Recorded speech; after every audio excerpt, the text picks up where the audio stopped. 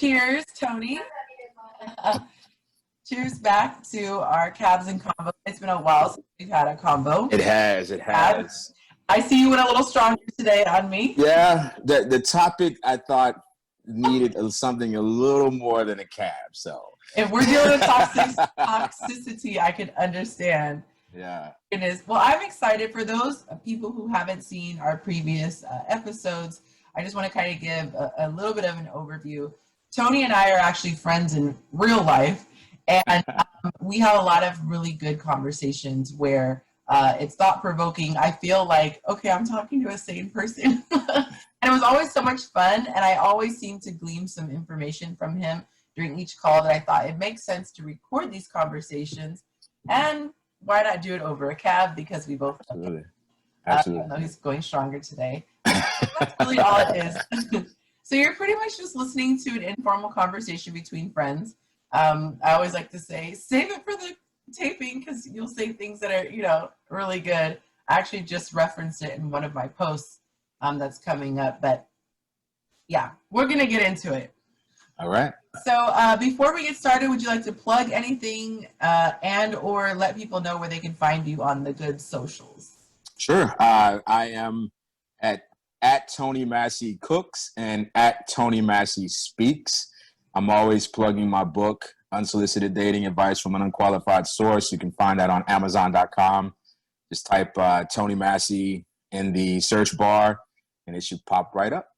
Very nice. Okay, and I forget you can throw down. I'm still waiting for my dinner when I'm in a position where we can actually have a home-cooked meal. We're always Next time you're in Atlanta, we got to make that happen. Yes, hopefully that's sooner rather than later. By the way, I'm loving it.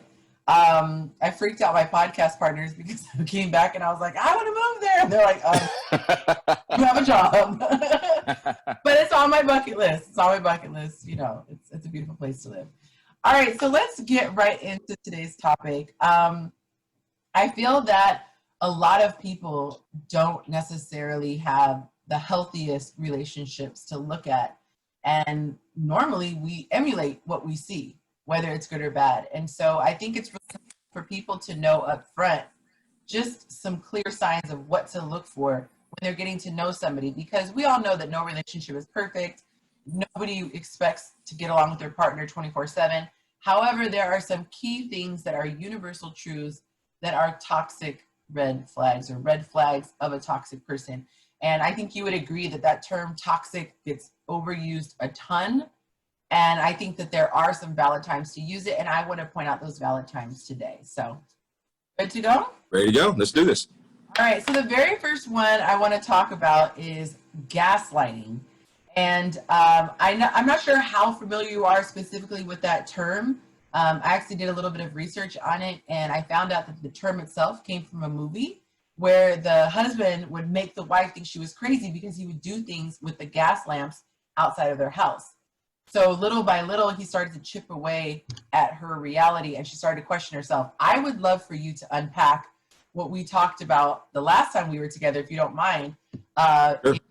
The danger of having a partner that starts to get you off kilter. Well, I think the key is, we all have a inner voice. We all have this this mechanism that we were born with that we Like our guide, right? That kind of guides us through life.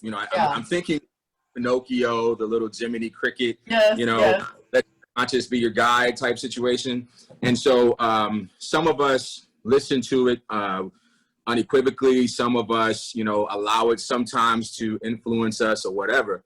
The danger of being in a relationship with someone who does the gaslighting is they start to separate you from that voice. Or worse, they turn you against that voice. So that voice is telling you things, and they're countering those things that are being said, and now you're in conflict. But your conflict is now with yourself. And, a lot of us have self-esteem issues. A lot of us are not 100% positive of everything we do. We sometimes find ourselves in situations where we're like, man, I should have known better. Right. And so now you have this third voice who is trying to convince you that you can't trust yourself. that you're wrong, that that voice that's speaking to you is not good for you. So if I am successful at separating you from that voice, then I become, or he becomes, or she becomes that conscious. She becomes that voice. And we don't take into consideration that person is being self-serving. They're not doing it out of a true desire to guide you or help you. It's right, it's not like you're battling alcoholism or something and they're going, put down that drink, don't trust the voice. It's not like that. Right. And even in the language, you know, when you're trying to help someone, when you're sincerely trying to be there for someone, usually you'll reference their voice. You'll say, now you know better than that. You know what I mean? Or now you know that this is not right. So you're referencing that voice and almost amplifying that voice. Right. But what the manipulator does is they say things like, you know, you can't trust yourself. Or oh, how many times have you made this mistake? Good thing you have me, because on your own you would have been messed up. I would never do anything to hurt you, you know, and you found yourself in this situation over and over again. Listen to me. And so it just becomes dangerous. Yeah, I think that it's so important because a lot of times people have to find themselves. I know my channel is called Chasing Yonci because I wanted to find myself when you are not fully developed mentally as far as who you are and your identity, which is so important. I mean, they say if you don't stand for something, you'll fall for anything. It's kind of like those paths. If you're not grounded in who you are, everyone else will dictate who you are. And so for me, I never really took the time consciously to really cement who I was. So I came from what my parents and my family told me I was and should be. And then I went right into what my now ex-husband told me I should be. And so it's important for each person to take that time to really get in touch with that little voice. I talk about it all the time. Believers call it Holy Spirit, you know, other people call it your guide, your conscience, whatever.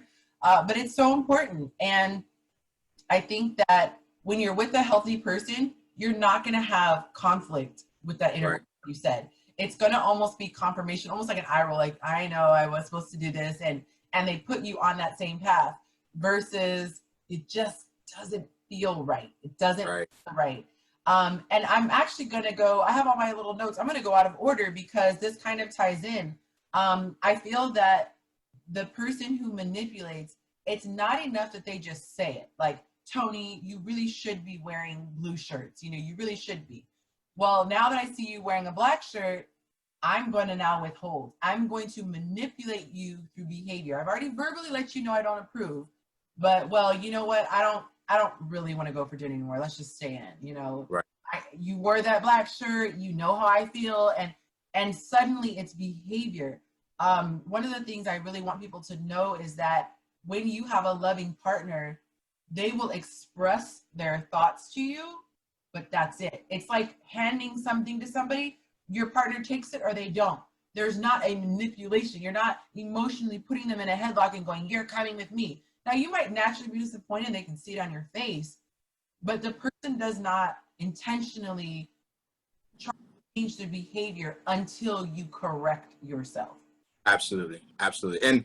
And they don't weaponize your flaws or your mistakes or your vulnerabilities, things like, you know, they don't say things like, you wore that shirt because you know I hated it, right? You did that on purpose. And so now you're defending, you know, not only the choice that you made about wearing the shirt, you're now explaining that your choice had nothing to do with their feelings. You didn't consciously walk into this, pull the shirt out of the closet and go, oh yeah, she's gonna hate this, you know. But they paint that picture. And so what happens is, because you don't want to be perceived as someone who is being malicious, you never wear that shirt again. Not because you don't like it, not because you agree that the color doesn't look good, because you've been convinced through action, like you're just saying, that you're doing something wrong or malicious because you made a choice. Right. And, you know, I think that in this same vein, you know, I'll have people all the time ask me, you know, I just don't understand why this person does this, or just, you know, what does it mean when someone does this or whatever? And I always flip it around. How do you feel, right? How does it make you feel when this person says this or does this or acts this way? Well, I hate it. Then the why doesn't matter, right? Because if I express to you, I don't like it when you do this, but you persistently do this, then the action is now a moot point. Let's focus on the fact that you don't care about my feelings, right? Yes. You know, and you don't have to co-sign with it, like you said. Right. You have to know the why or agree with the why. Right. If my partner said, I don't like, and my partner says, I don't like this shirt, right? Even if it's my favorite shirt, at the very least, I won't wear it around my partner. Yes. Right. And that's not about control. That's not about, you know, feeling like, well, I can't make decisions. That's respect. That's, you know what? I care enough about your feelings that I want to make sure that I don't do anything that's counter to what you like. Yes. And I expect my partner to do the same thing. And I also expect for people to understand how much power that is. So I'm not going to scrutinize every single action, especially if it's not a big deal. Yes. You know, and it's great when you get in return. Right. Right. Hey, I don't like blue, but you actually look cute in that shirt. Just conscious of the fact that I don't want to make decisions for you, and I don't want you to feel like you're being controlled. Yes. You know what I mean? And I don't want you to make it seem as though I know what's best for you. Right. I'm telling you right now, that is the biggest red flag there is. Only a parent has the right to say, I know what's best for you. And even then, the parent has to be very careful about it. Yes. No. When a partner says that, no, you don't. Yes. You have no idea what's best for me. Yes. I don't care how we've been together. I think it's so true to differentiate that. I look at, you know, I always say these two things, pride and self-centeredness are the two biggest relationship killers, because I believe that it's not all about right and wrong in relationships. It's all putting your partner first. And obviously you want to pick a partner that's a good partner, because if you have a bad partner, putting them first is going to put you in a bad position. So obviously you want to have a person who has good character and respects you and also puts you first. And when you do that, it's this beautiful balance where I'm putting you first and you're putting me first, and we're almost fighting to outdo each other with goodness. Yeah. And so when you get those literal people going, well, there's nothing wrong with this blue shirt, or this blue shirt is this and this blue shirt is that, it means this and this and this, they're literally not getting it. Because if you're putting your partner above yourself, not in a degrading way, you know, right, putting them above yourself, you're going, does my joy in wearing this shirt on occasion outweigh what it's going to do for my partner or take away? And I think that's the thing. And we're obviously using something trivial like a shirt, but it could be something, I don't know if I should admit this, but I've had a phobia. It's not a fear, like a scared thing, but I've had a phobia about chewing gum and most candy. I don't know what it is. It's like Halloween is a horrible time. So it's like, it's everywhere. My partner in the 12 years of marriage, he never chewed it around me. He knew that it was something that just was so off-putting to me that it wasn't that big of a deal. He would make sure he didn't have it before he came in the house. And if he did after, I never knew, but it was like out of sight, out of mind type of a thing. And I thought that was a huge sacrifice because a lot of people like it. But that's where it goes. You find out what's important to you. And I always reflect back and tell people, think about all the time you were single. Think about how much you were miserable, maybe some people weren't, but you were miserable, you yearn for your partner. Okay, you finally get your person, and then you forget all those things, and you start to think that some things are so big. And it's like, you have this person of your dreams. It's really weighed out. Is it really that big of a deal to not wear that blue shirt, but you have great sex with your best friend and someone to hang out and travel the world with? So, let's put it in perspective.